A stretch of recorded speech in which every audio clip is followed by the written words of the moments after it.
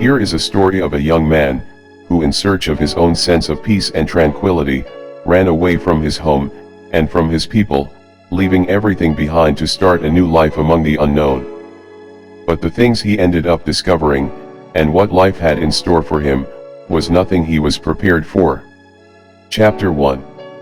This is Carlos, who's been riding at a high speed on his horse for 10 days and 10 nights. The only stops made were to get food for himself, and hay for his horse, a little rest, then his journey continues.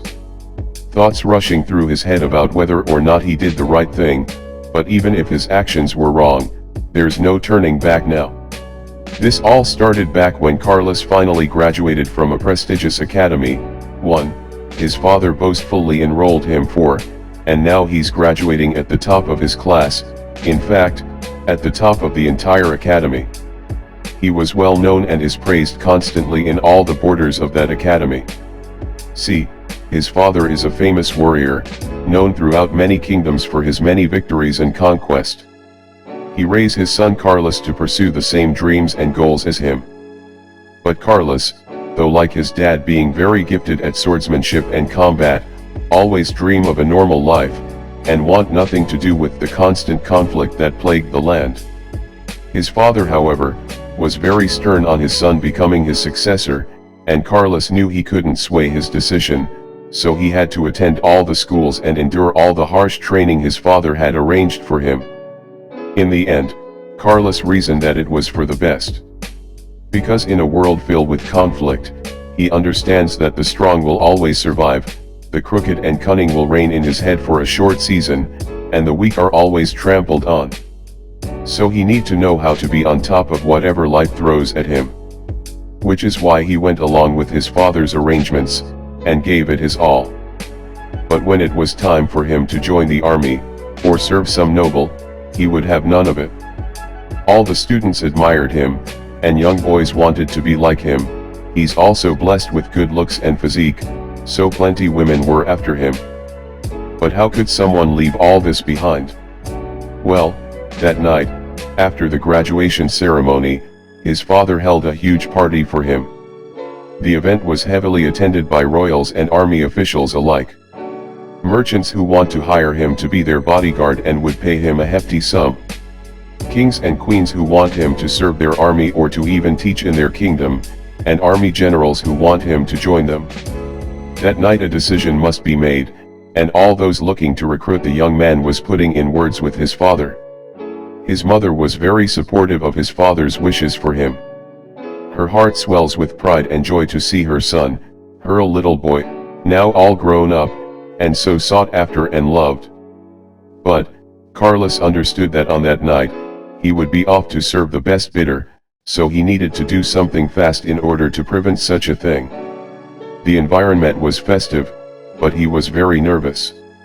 His thoughts flooded with questions. What should I do? Should I go along with father's wishes for me? Why was I not given any time to think about all of this? If I do as he wish, would I truly be happy? Is life around conflicts all there is? You're sweating, my dear, says a voice behind him that snatched him out of his chain of thoughts. A little shocked, he turned around to see Melanie, a beautiful young woman who is promised to him in marriage. She offered him her handkerchief and hold his drink while he wiped his face. Thank you, he said with a forced smile.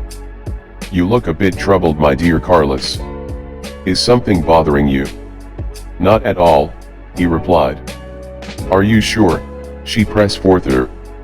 He let out a huge sigh, then he pulled her to stand in front of him, hugging her while the two stare at the festive atmosphere.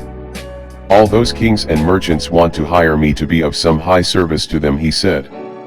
So what do you plan to do? She asked. Where would you like to live, in a castle, or amongst the nobles?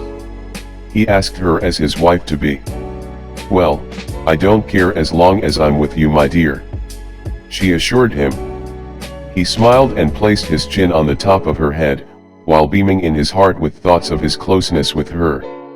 After all, they grew up together, and are best friends, so they are quite fond of each other. However, he reasoned that she won't understand what he's thinking of doing, which is to just leave it all behind. So in that moment, he hugged her so passionately for about a minute, then went up to his father to request to have him excused so he could attend to something briefly. He took his sword, mounted on his horse, then rode into the darkness without a trace, or second thought. After about 5 days' journey, he stopped by a small town to get some things he would need to live his life of solitude. But since he didn't took any money with him, he took the items using his father's name, then rode off for the next few days.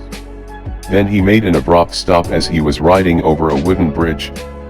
He looked down at the river flowing, and how clean it is, despite being a huge body of water. Then he observed how it was coming from a lush forest in the hills. So he decided to follow the river back to where it sprang, and reside there. At dawn, he came to the cave entrance from where the water flows, then he immediately get down and start drinking it. He also made his horse drink till it was full, then he went inside the cave after tying his horse, and slept for the night. The next day he observed how the place was just right for him. The land was flat and filled with grass with all the trees surrounding that spot, the air was nice, the birds chirping, the river streamed so peacefully, the flowers, the aroma. He thought to himself, indeed, I had found paradise. His horse was helping itself to some of the grass. This made him go into his bag and took out some leftover meat he had killed while on his journey, then made a fire and start cooking it. After the meat was cooked he took out a scroll which is a blueprint for a small wood cabin, and while he ate, he observed it intently. When he was finished eating, he scanned the place in search of a perfect spot to build the wood cabin. Then went into his bag for his axe and set out with his horse to go get some fresh wood to start building. After a few hours, he would return with his horse loaded with wood, then start working. This he kept doing for 15 days until the cabin was complete. He then rested for 2 days, then resumed for another 3 days to make a small shed for his horse. After he was finished, he went to the extreme end of the grassy plains to look at the cabin and the shed. He was quite pleased with himself. But while observing, he heard a strange cry like that of a deer, coming from a little distance in the woods behind the cabin. He thought of ignoring it, but he remembered that he's almost out of deer meat, so it would be good for him to just go hunt it, and get it over with. He then took his crossbow and went after it. After quietly trotting through the bushes, following the strange sound, he started to wonder if it really is a deer. After all, this deer cry is a bit different than the usual. Maybe it's been attacked, he reasoned, but even so, I must go see what animal had caught it, so as to be aware of that beast. However, upon getting closer, he got a glimpse and saw a majestic strong young buck, but this buck appeared to be glowing.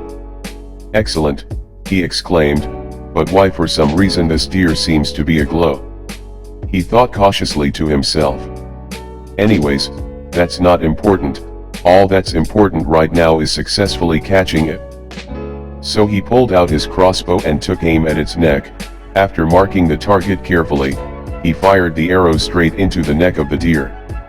It tried to flee, but the arrow pierced its windpipe, suffocating it, so it collapsed after struggling to walk a few centimeters.